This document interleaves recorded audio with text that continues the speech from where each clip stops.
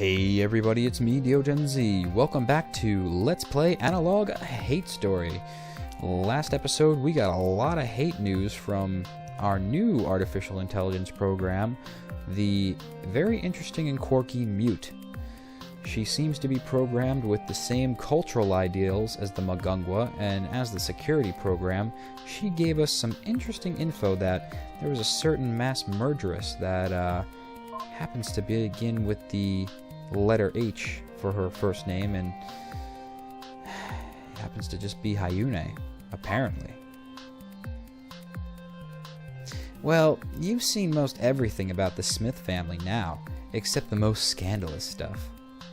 I'm sort of wondering what you think of their fall. Yeah, it's fair enough. I don't really blame you for being interested or anything. I know the feeling. It's sort of perversely entertaining to watch great men fall. And anyone could see it coming. It was inevitable after Sang Jung died. Anyway, regardless of whether you think it should have happened or not, it was a pretty terrible thing to happen to what used to be the greatest noble family. And certainly they didn't deserve to be first brought down by the Kim family, then murdered by the Kim daughter. Maybe I don't want to say that Sang Jung was lucky. That's not true. If he was around, maybe things would have turned out better. He always had a way of making things perfect. Still, I'd rather he be killed by his own habit than that girl. He deserved better than what he got, but it would have been even worse if not for that. Is I guess what I'm saying? Oh, okay. I read that awfully. I hadn't really thought about it that way before. Really, we're he around? That's totally what he'd say. Practically imagine his voice even. The drink will inevitably kill you, and women will inevitably kill you, so I'd rather take the one that isn't always bitter. Or something like that. Yeah. Well, anyway, that's enough. Would you like to see some of the more scandalous stuff of the Smith family now? Okay then. Oh, you're going to absolutely love this. It's really, really hot. Unfortunately, it probably doesn't go into as much detail as you like. But, well, wow. Just see it for yourself. Alright, well, Mute seems to be hyped up on the gossip, so let's see what she's dug up on the Smith family. What scandalous things can she show us that Hyune had no clue of? Because she saw nothing relevant with the Smith family, but apparently Mute has a pretty close relationship with them. Well, I think that speaks for itself, doesn't it? That's what a genealogy is supposed to look like. I hope that's more helpful. No. All the genealogies, to me, they just look ridiculous. I don't really pay attention to them at all. Ugh, yeah. What a mess. Leave it to her to clutter things up with useless names. It's no surprise coming from someone as childish as her, of course. Well, she does have more data on her chart. Yours just has pretty much the husbands. But, you know, that is seemingly what Mute is differing in. She is definitely, well, let's see what she has to say about this statement, the cliche to remember as we play through the game. Namjon Yeobi. Men are honored and women are abased. What does she think of this little sentiment? Okay, yeah, no. Abased? Seriously? What a complete and utter misrepresentation. In case it wasn't obvious, that's a completely liberal and messed up translation. Yes, it's a common phrase, but that's not what it means. What it really just means is male superiority. That's all. Fine. It's a cliche that kind of states the obvious. So what? I don't know where she's pulling this women are abased nonsense from. It's stupid.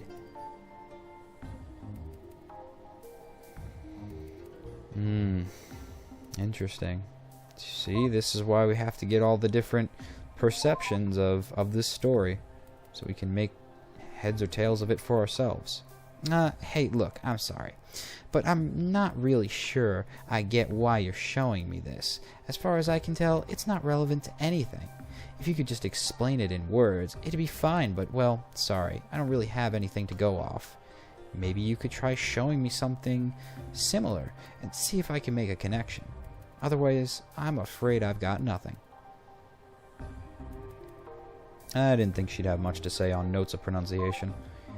Just curious on all the optional dialogues that we can get into with mute. So let's check out the brand new block. Number 2, the unsent letter. From DeoGenZ. When I first saw you bringing my husband home in the late hours of the night, I was jealous. All I could think of was my daughter and the first courtesan he had an affair with 9 years ago. With every brief glimpse of you that I saw as you passed through our home, my heart burned a little as if you embodied every single fault of my farce of a marriage. I will never send this letter because I know how ridiculous it sounds. For weeks, I, a noble wife, could be jealous of a poor courtesan, but you are young and beautiful, full of energy and grace. I am none of these things. Only after you had been entertaining him for a month did I start to realize what I was really feeling. True, I was jealous, but not of you for having my husband. I was jealous of my husband for having the affections of a girl so pretty as you. These are such ridiculous thoughts for a woman to have, I know, and even more ridiculous still is the way they have overwhelmed me. I used to dread my husband bringing his courtesans home with him. Now I look forward to your nights together. How could I not, when it means that I am treated to the sight of your bashful face in the morning? When we exchange glances, you hide behind your long hair. With so much cuteness and grace, my eyes can't help but wander to admire the way it rests on your breasts. To see your clothes draped loosely over your hips, I cannot help myself from admiring your body as you try to hide from me. It is ridiculous to be so preoccupied with such thoughts, and perhaps I was better off having not ever realized them. Nevertheless, even though I may be as much of a woman as you are, I find myself longing for the same affections you shower my husband with. There is more to it than that. I would like to truly get to know you better. I like to imagine that we have much in common aside from the obvious. When I see you hiding in the corridor on those mornings, I imagine wrapping my own arms around those lovely hips, sharing long conversations about our tribulations in life, discovering just how much alike we are, and perhaps I like to imagine we could share more than that. I have been married for 10 years to a man who has never paid me any attention for 9 of them. Perhaps my old age has made me bold, but I want more. The next time I see you, I promise I will say something. For in all my 26 years, I have never felt a longing for anything this intensely. I don't care how wrong it is. As a wife and as a woman, I want you, Hannah. Oh my goodness.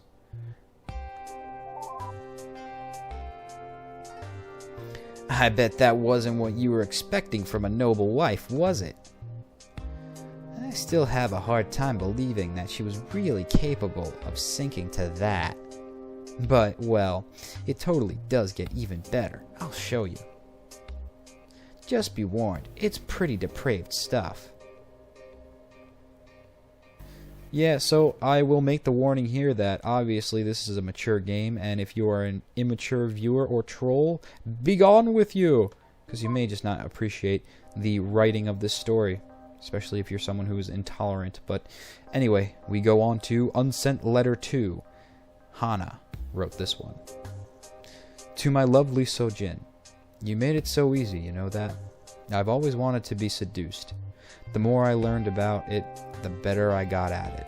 The more I thought about how lucky men are that they'll get to be on the receiving end of it. It's always seemed like it would be so much fun. But that wasn't why I dropped my guard in front of you, by the way.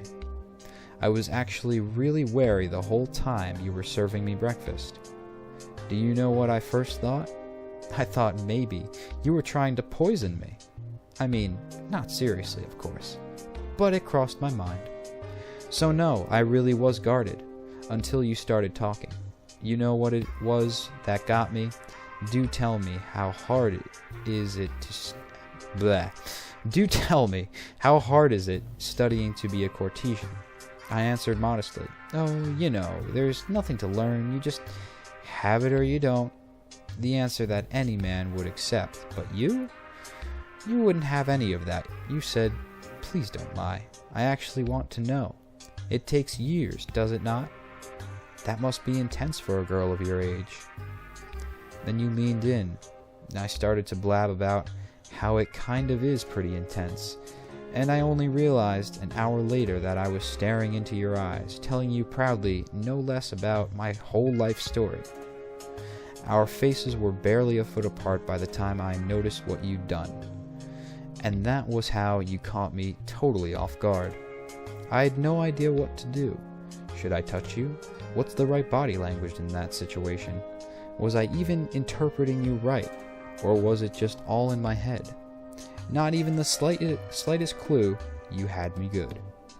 And you played it so well, you know just the right moment to pull back and to tell me to go on my way, but in a way that left me wondering. So Jin, you made it so easy. Returning home, my heart was a-fluttered, my feelings so confused, and all I could think about was you. You, the bored old wife of my patron, actually managed to seduce me, just like that. I'd always wanted to know that feeling, and you know, it was everything I dreamed it to be. So you could see the lack of conversation and the lack of attention and really treating them as equals from their husbands. It has changed their sexual preference in their affinity towards each other here, Hana and Sojin. And it makes sense. They want more than just the physical and more than just the patriarchal, authoritative stance on their relationship. So let's see what Miss Mute has to say about that. You want more from the whore? Yeah, sure, I can do that. Here you go. This one in particular is just wow. Really? Wow. Yeah, it's super depraved. But man, it's just... what a 16-year-old. Here, read for yourself.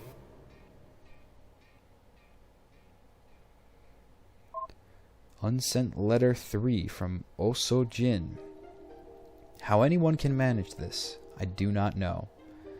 Whenever I am with you, I feel as though there is so much pressure to be perfect, to not let you down, as if every hour of our being together is like a marriage interview with an emperor. And yet, I can't stand it when you're gone. All I can think of all day is how I could hold your attention for next time.